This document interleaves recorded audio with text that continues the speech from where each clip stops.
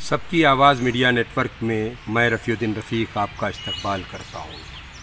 इस्तकबाल उस जगह से कर रहा हूँ जिसे हज़रत बाबा शाह मुसाफिर रहमतुल्लाह अलैह की खानक़ाह कहा जाता है। शहर औरंगाबाद में वाक़े पंचक्खी यानी फैज़ पहुँचाने वाला इदारा, जहाँ पर बाबा शाह मुसाफिर रहमतुल्लाह अलैह चक्की के ज़रिए लोगों को आटा पीस कर देते थे, जहाँ पर पहाड़ों को खोदकर चट्टानों को तराश कर पानी लाया गया, जिसे बाबा शाह मुसाफिर रहमतुल्लाह अलैह की नहर कहते हैं, नहर पंचक्खी। यहीं पर महाराष्ट्र स्टेट वक्फ बोर्ड का रियासती दफ्तर वाक़े है। महाराष्ट्र स्टेट वक्फ बोर्ड को अगर एक शेर में पेश किया जाए, जिसे बदल कर मैं कहता हूँ कि वक्फ नहीं आसा, बस इतना समझ लीजिए एक आग का दरिया है और डूब के जाना है। बेशुमार मसाइल का अंबार ये महाराष्ट्र वक्फ बोर्ड का दफ्तर, मुस्तकिल सीईओ नदारत। बोर्ड की तकमील भी धीरे धीरे पूरी होती है, फिर ख़त्म हो जाती है। कोई चेयरमैन इस वक्त यहाँ नहीं, सिर्फ 4 मेंबर थे, लेकिन महाराष्ट्र गवर्नमेंट के कल के सर्कुलर में इस बात को वाज़े किया गया, उस मकतूब के ज़रिए मुताला किया गया, बताया गया कि अब वक्फ बोर्ड में 2 नए मेंबरान होंगे, जिनमें से एक मोहतरमा फौजिया तहसीन खान साहिबा जो MP है, और दूसरे जनाब इम्तियाज़ जलील जो MP है लोकसभा में। महाराष्ट्र स्टेट वक्फ बोर्ड या वक्फ बोर्ड के दस्तूर ये बताता है कि 10 मेंबरान होंगे बोर्ड में, जिनमें 2 MLA, 2 MP, 2 कानून के जानकार, 2 इस्लामी स्कॉलर्स और 2 मुतवल्लियान में से चुनकर जाएंगे। इस तरीके से 10 अराकीन का बोर्ड होगा। लेकिन अफसोस सद अफसोस कि ये बोर्ड बहुत कम वक्त ऐसा रहा जब इसके 10 मेंबरान रहे। तो जब नए 2 मेंबरान का तकर्रुर अमल में आया, इनसे बेहद तवक्कुआत है लोगों को। हम भी अपने देखने वालों की जानिब से इन दोनों मेंबरान यानी इम्तियाज़ जलील और फौजिया तहसीन खान को मुबारकबाद पेश करते हैं कि उन्हें मेंबर बनाया गया। लेकिन ये मेंबरी कांटों भरा ताज है, एहतसाब का निज़ाम है, और वक्फ यानी अल्लाह की अमानत, और अमानत की जवाबदेही आखिरत में होने वाली है।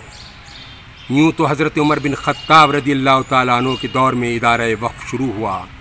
सलातीन बादशाहों ने इसे मुस्तहकम किया। खैर ख़्वाह खान मिल्लत ने अपनी ज़मीनें, अपनी जायदाद, अपने पैसे इस मकसद के लिए वक्फ किए कि लाचारों, मजबूरों, बेकसों को इससे फैज़ पहुँचे। लेकिन आप तमाम जानते हैं कि वक्फ बोर्ड की मौजूदा सूरत हाल क्या है। वक्फ बोर्ड में काम करने वालों के तनख्वाह के लाले पड़े हुए हैं।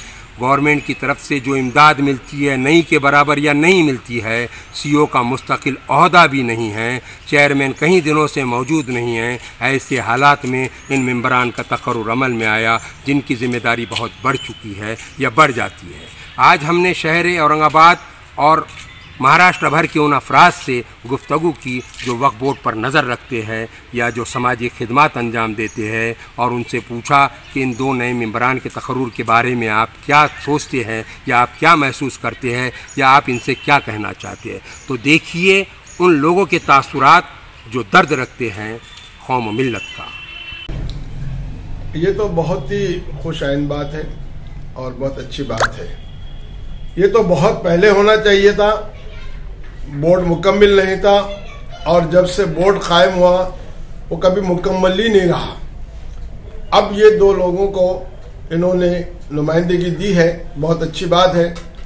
हमारी उम्मीद है कि ये दोनों हजरात से उम्मीद है कि पिछली बातों को ख्याल करते हुए, पिछली बार जो गलतियां हुई उसका इजाला ना करते हुए, अगरचे ये मजबूती से वक्फ बोर्ड के जो बुनियादी मसाइल हैं, बुनियादी मसाइल ही नहीं मालूम, क्योंकि हम एक तहरीक औकाफ एक 4-5 साल से चला रहे हैं, जो बड़ी कामयाबी से हो रही है।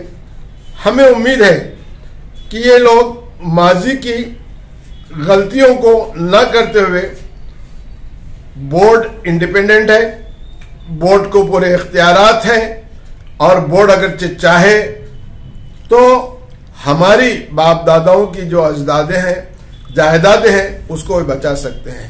उस पर अगरचे काम किए तो हम मुबारकबाद देते हैं। वैसे भी ये मेंबर बने, इनको मुबारकबाद देते हैं और आइंदा उम्मीद करते हैं कि ये लोग वक्फ बोर्ड के मफाद में काम करेंगे, यही उम्मीद रखते हैं। नहीं तो फिर तहरीक औकाफ तो मौजूद ही है। सोशल मीडिया के जरिए से इत्तला मिली कि औरंगाबाद शहर के रुकन पार्लियामेंट और मोहतरमा डॉक्टर फौजिया खान साहिबा को वक्फ बोर्ड पर नामजद किया गया है। बड़ी खुशी की बात है, लेकिन मामला ये है कि सिर्फ इन दोनों के नामजद कर देने से मसला हल नहीं हो जाता है। सरकार को चाहिए कि इस सिलसिले में वो और भी दीगर मेंबरान को तय करे, नामजद करे और इसका CEO भी होना चाहिए, तो इसका निज़ाम पूरी तरीके से अच्छे अंदाज में चलेगा। क्योंकि वक्फ बोर्ड का मामला इंतहाई नाजुक से नाजुक तर हो गया है। मैं अइम्मा मसाजिद के लिए तकरीबन 90 से कोशिश कर रहा हूँ। आज तक सूरत हाल ऐसी है कि उनको उनकी सही वक्त पर तनख्वाहें नहीं मिली और मेरे पास सुप्रीम कोर्ट का 93 का एक जजमेंट है। वो जजमेंट की रोशनी में अभी तक उसका कोई इम्प्लीमेंट नहीं हुआ है। हालांकि होना ये चाहिए था कि औकाफ की आमदनी को बढ़ा करके उसके जो मुताल्लिक हैं, अइम्मा हैं, मुअज्जिनीन हैं, खाकरूब हैं और हमारे समाज के जो वो अहबाब जो परेशान हाल हैं, वो बहनें जो बेवा हैं या मुतल्लका हैं या मुसाफिरीन हैं, इन सब की उससे माली इमदाद होनी चाहिए। मगर अफसोस की बात यह है कि अब तक जितने वक्फ बोर्ड में जिम्मेदार बन के आए या सरकार की तरफ से नामजद किए गए, तो हम यही बोलते थे कि जिसने ना देखा हो कोहे क़ाफ वो जाके देख लिया औकाफ। सारा मामला चौपट है। मसाजिद स्पॉट पर हैं, रिकॉर्ड नहीं है, रिकॉर्ड मौजूद है, स्पॉट पर मस्जिदें नहीं है। सारा निज़ाम दरम बरम है। अब ये जो दो जिम्मेदार आए हैं, हमें इनसे तवक्को है कि इंशाअल्लाह ये लोग अपनी मुफव्वज़ा जिम्मेदारियों को अंजाम देंगे। के लिए ये खुशी की बात है कि हमारे दो मुअज़्ज़ज़ अरकान पार्लियामेंट डॉक्टर फौजिया तहसीन खान साहिबा और मोहतरम इम्तियाज़ जलील साहब वक्फ बोर्ड के मेंबर मुंतखब करार पाए। बहैसियत मेंबरान पार्लियामेंट उनकी नुमाइंदगी है और हम जानते हैं कि वक्फ बोर्ड महाराष्ट्र गुज़िश्ता कई सालों से सियासी कशमकश का शिकार है, बहरान का शिकार है, क्राइसिस का शिकार है। हालांकि वक्फ बोर्ड के पास करोड़ों और अरबों रुपए की प्रॉपर्टी है और ये अल्लाह की उन नेक और मुखलिस असलाफ बुज़ुर्गों का जो है अतिया है कि जिन्होंने अल्लाह की राह में बंदगान खुदा की फलाह व बहबूद के लिए इसको वक्फ़ किया था। हम सब ये जानते हैं कि वक्फ़ जो है ये अल्लाह की अमानत है और अल्लाह की मिल्कियत है और हमेशा दौर सहाबा से लेकर आज तक, हज़रत उमर फ़ारूक के रोशन तरीन दौर से लेकर तो आज तक मुसलमानों ने वक्फ़ की प्रॉपर्टीज़ की बहुत जो है उसकी हिफाजत की और उसके मकासद के लिए उन्हें इस्तेमाल किया। लेकिन हम इस बात को महसूस कर रहे हैं कि लोग और हुकूमत की भी इसमें नीयत ख़राब है और बहुत सारे हमारे अपने लोग भी इसमें शामिल हैं कि वो वक्फ़ की प्रॉपर्टी के अंदर ख़यानत के मुर्तकिब हो रहे हैं और उसमें जो है उसमें उसका इस्तेसाल कर रहे हैं। तो हमें ये मालूम होना चाहिए कि जो लोग वक्फ़ की प्रॉपर्टीज़ को नुकसान पहुंचा रहे हैं वो दुनिया व आखिरत की तबाही और बर्बादी को दावत दे रहे हैं। आखिरत में बहुत बड़ा घाटा और खुसरान इन लोगों के हिस्से में आएगा। मैं इस मौके पर महाराष्ट्र के वक्फ बोर्ड के तमाम मेंबरान की खिदमत में और पूरे उन लोगों की खिदमत में जो कि वक्फ बोर्ड के कहीं ना कहीं अमीन हैं, उसके मुतवल्ली हैं, ये बात उनके सामने कुरान, हदीस रसूल और सीरत रसूल की रोशनी में रखना चाहता हूँ कि एक मरतबा मदीने में नबी करीम सल्लल्लाहु अलैहि वसल्लम मस्जिद नबवी में आराम फरमा रहे थे। दोपहर का वक्त था कि अचानक एक तेज़ आंधी चली और तेज़ आंधी में मस्जिद नबवी की एक चटाई, एक जाए नमाज वो हवा के साथ उड़ने लगी और अल्लाह के रसूल सल्लल्लाहु अलैहि वसल्लम उस तेज़ हवा के साथ उस जाए नमाज को पकड़ने के लिए मस्जिद नबवी के बाहर हवा की रफ्तार से दौड़ने लगे और वो दौड़ते रहे और सहाबा कराम ने जब ये मंजर देखा तो सहाबा भी उनके पीछे दौड़ने लगे। यहाँ तक कि वो जो चटाई है वो मदीने के बाहर दूर खेतों और जो है जंगलात के करीबी इलाके में ज़मीन पर गिरी। अल्लाह के रसूल ने उसको उठाया और अपने सीने से लगा लिया। सहाबा कराम ने इस मंजर को देखकर अल्लाह के रसूल से कहा, अल्लाह के रसूल, एक चटाई की खातिर आपने इतनी मशक्क़त बर्दाश्त की, इस तेज़ धूप में और इस आंधी में आप दौड़ते रहे। अल्लाह के रसूल ने फरमाया ये अल्लाह के घर की चटाई थी, ये अल्लाह की अमानत थी। मुझे डर इस बात का था कि इस चटाई को अगर कोई शख्स अपने पास रख लेता तो ये चटाई उसके लिए हलाकत और बर्बादी का सबब बन जाती। तो हम देखते हैं कि रसूल खुदा ने उस वक्त सहाबा कराम को ये तालीम दी कि जो वक्फ है उसकी हिफाजत कितनी कितनी नज़ाकत और कितनी संजीदगी का मामला है।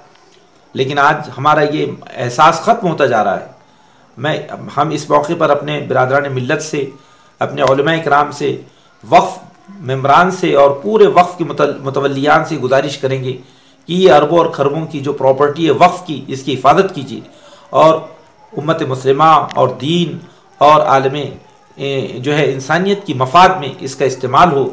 इसके इस्तेहसाल से गुरेज कीजिए और किसी को इसका इस्तेहसाल करने की इजाज़त न दीजिए।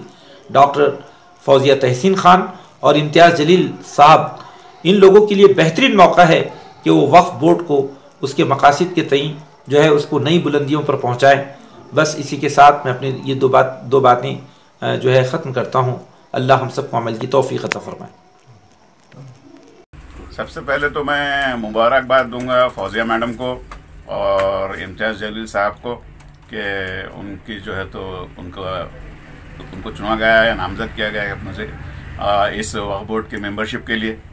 अब मसला यह है कि जब से होश में आया तब से हम यही सुनते रहते हैं कि वक्फ बोर्ड में काफ़ी बदगुमानियाँ होती हैं, हो रही हैं, या तो हमारी काफ़ी प्रॉपर्टीज़ है वो अनकेयर्ड है, जिसकी वजह से वो या तो हड़प कर दी जाती हैं या फिर उनका मिसयूज़ होते रहता है।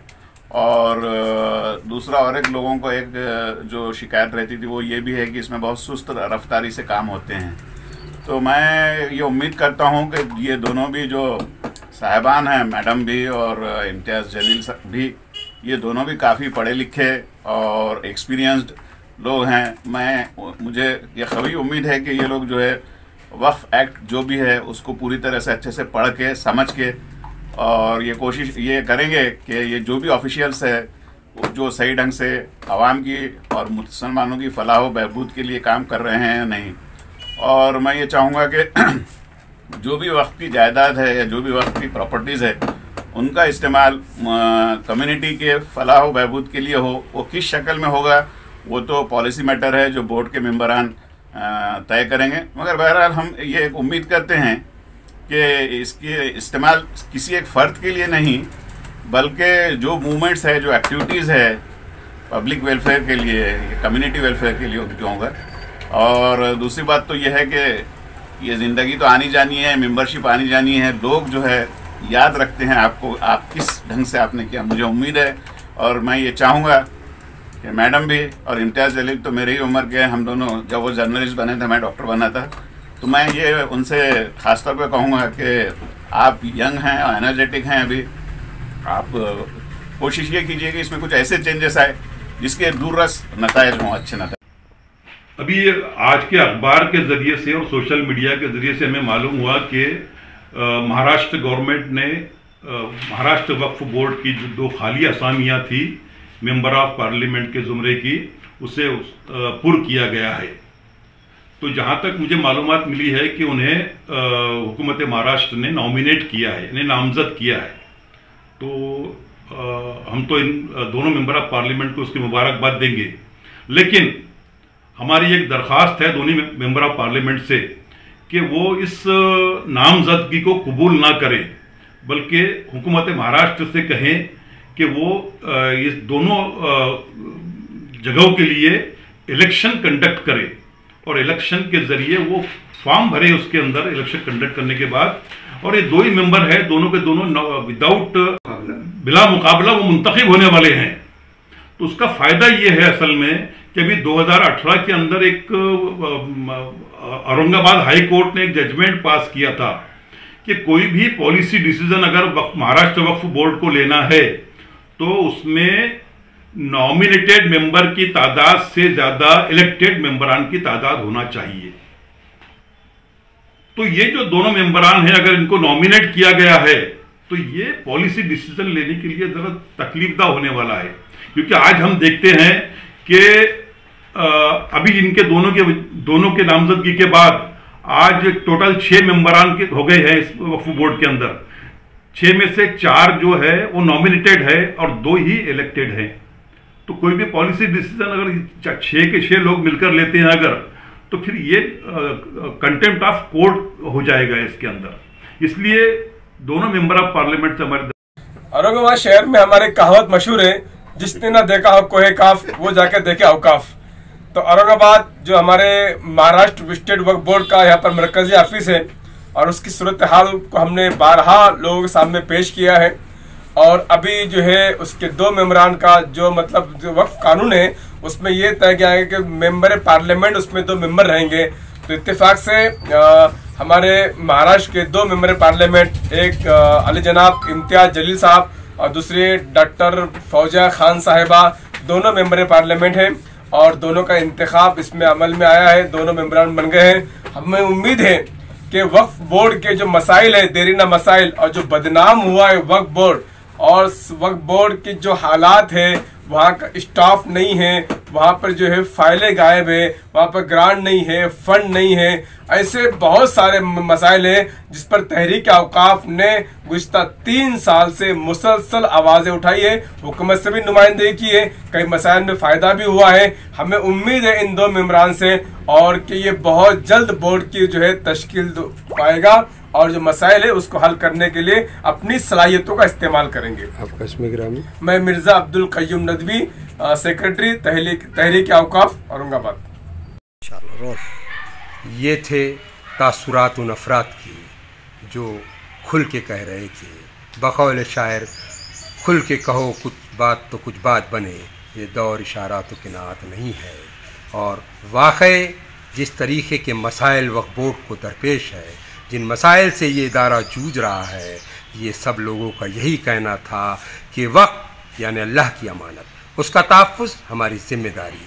और अगर हमने ज़िम्मेदारी जवाबदेही के एहसास से अपने आप को अलग किया तो दुनिया तो किसी तरीके से कट जाएगी, लेकिन आखिरत में हिसाब होगा। यही एहसास के साथ मैं तवक्कुआत रखता हूँ इन दोनों नामुंतखबा अराकीन से या नामज़द अराकीन से कि वो अल्लाह की अमानत का तहफ़्फ़ुज़ करेंगे। मैं रफ़ीउद्दीन रफ़ीक कैमरामैन कागज़ी के साथ अब आपसे इजाज़त चाहता हूँ, इस वादे के साथ कि फिर मिलेंगे एक नई स्टोरी के साथ।